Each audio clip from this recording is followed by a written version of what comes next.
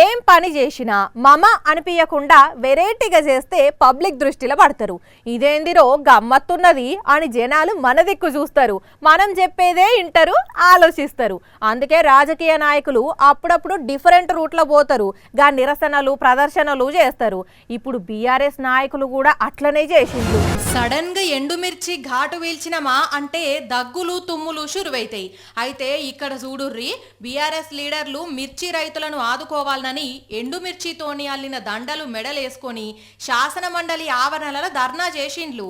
తెలంగాణలో వెంటనే మిర్చి బోర్డును ఏర్పాటు చేయాలి, మిర్చి పంటకు 25,000 రూపాయల గిట్టుబాటు ధర ప్రకటించాలి అని ప్రకార్డుల మీద రాసుకొచ్చిండ్లు.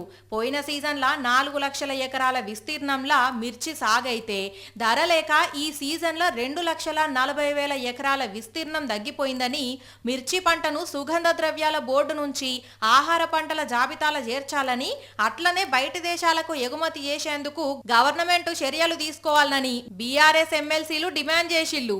మరి గవర్నమెంట్ ఎట్లా రియాక్ట్ అవుతుందో చూడాలి.